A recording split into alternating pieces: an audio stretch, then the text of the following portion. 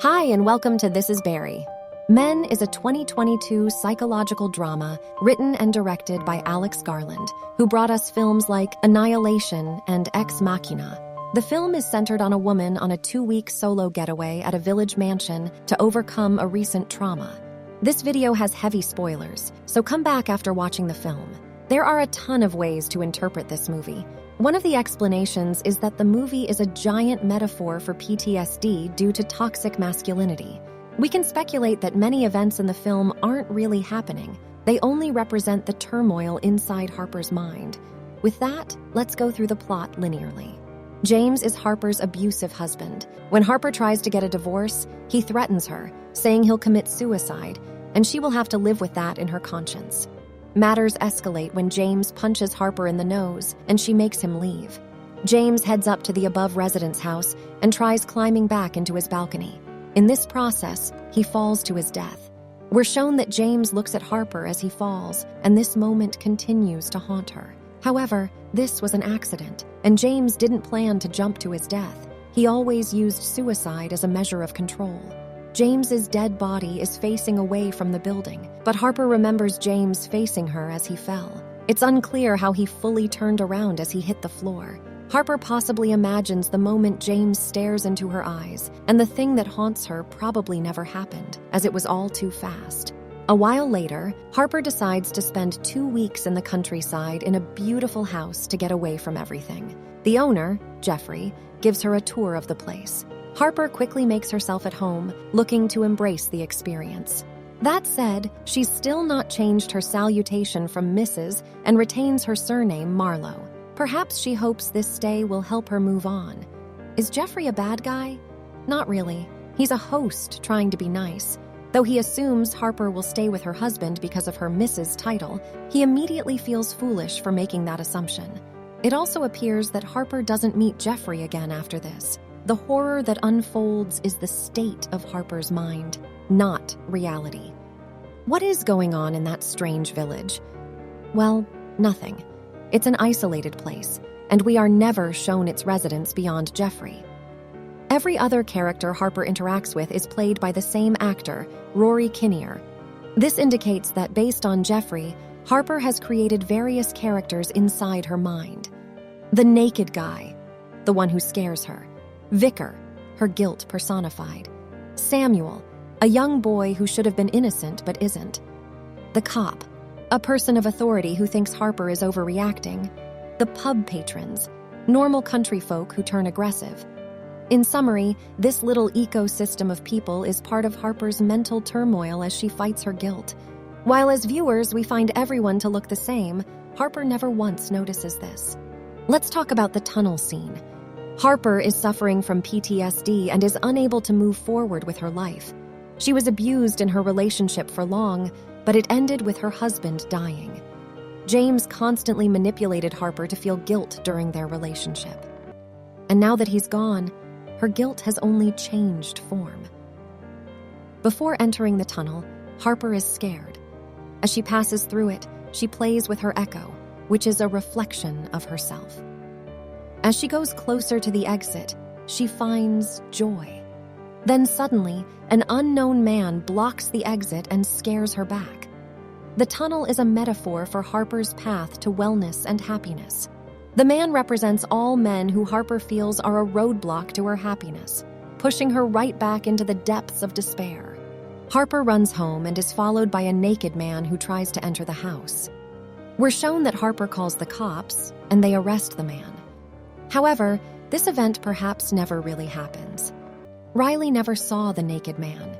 She knows of him only because Harper tells her about the incident. Also, the cop Harper meets later isn't real because he's simply another man with Geoffrey's face. So the possibility is that there was no naked man, there were no cops, there was no arrest. Later, Harper visits a church where she sees Green Man and Sheila Nagig carvings associated with rebirth and recurring cycles. She runs into a young boy, Samuel, who demands she plays hide-and-seek with him, and when she refuses, he swears at her and leaves. Samuel has Geoffrey's face and is a persona in Harper's mind. She imagines that even a young boy feels she is the horrible one, even though he was the one with a demand. The vicar comes to her rescue and wants to hear Harper out. But soon, he blames her for not giving James the chance to apologize and wouldn't be dead if she had heard him out. Vicar is another persona with Geoffrey's face and represents Harper's guilt. Now let's talk about the bar scene. Harper possibly never went to the bar. Everyone in there was a person with the same face. Geoffrey is far less polite and demands he'll buy her a drink. The bartender doesn't do anything odd, but he's still got Geoffrey's face. The two Geoffrey-faced patrons seem to be mechanically drinking like non-player characters in a video game. A cop with Geoffrey's face shows up and says they released the naked man because they didn't find any reason to hold him in custody. He is pretty condescending towards Harper, too. Every man is against Harper and blames her for her situation. Back at the house, Harper talks to Riley and texts her the location. In response, she gets a text which appears to be from Samuel. This is not real, nor are any of the events to follow. In the front yard, the cop stands without responding to any of Harper's questions. Then one of the bar patrons runs at Harper, screaming. A window breaks and Harper sees a chair move. Geoffrey enters the house and attributes the broken window to a crow which has broken its leg, much like James did. He then goes out to see what's happening and disappears. The naked man shows up and puts his hand through the mail slot on the door. Harper holds his hand. This scene represents Harper giving the thing that scares her another chance. Maybe this time it would be different, she feels. But the naked man grabs and pulls her hand forcefully. This talks about James's abuse. He would scare Harper and then approach her in a subdued manner only to abuse her again, a never-ending cycle. Harper stabs the naked man and he pulls his hand away, causing an injury similar to James's. Suddenly we see Samuel inside the house, and his hands are slit too. Finally, the vicar enters the bathroom and says he has sexual fantasies about Harper. He also states that it is her fault as it is the power she has. On the road, she accidentally hits Geoffrey. He reacts violently by attacking and chasing Harper. The ending of Men is a metaphor for the endless cycle of one toxic man giving birth to another. The naked man shows up with the green man's face, indicating the rebirth cycle. His hand is cut and his ankle breaks like James did.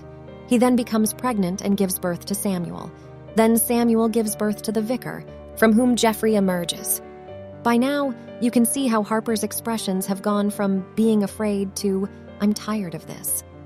The last one to show up is James, who walks up to Harper and explains his wounds, making it sound like it is all her fault. The horror of that final scene is a metaphorical presentation of the chaos running in Harper's mind. She's created a variety of personas who are all out to get her. An axe is one of the oldest weapons of war and symbolizes battle. Harper's mind is fighting her guilt and taking back control. It's not shown on screen, but in her mind, she destroys her assailants, including James. She's taken the first step towards moving on. In the ending scene, we are shown that Riley is pregnant. Let's go through this scene with the consideration that there were no paranormal events. The damaged car is probably real and was caused by Harper in another way not shown in the film. Riley stares into the house, which Harper has wrecked. Riley finally sees Harper sitting out on the lawn, smiling at her. We can speculate that Harper wanted a child, but was trapped in a toxic relationship with James. Perhaps James's father was abusive too, and the son went down the same path. Or perhaps the company James kept were abusive and reinforced his behavior. As demonstrated by the horrific pregnant men giving birth to the other, Harper noticed an endless cycle of toxicity through family and friends. If she ever had a child with James, she feared their kid would eventually become abusive. Though Harper yearned for a child, she feared raising one with James. Seeing Riley pregnant gives Harper hope that she could one day be a mother and raise children in the right environment. Riley is a to-be single mother, and Harper feels she can mother a child with or without a father. That brings us to the end of the film and this video. What did you think about the movie? Do leave your thoughts and theories in the comments section. And for more film explanations, visit thisisbarry.com.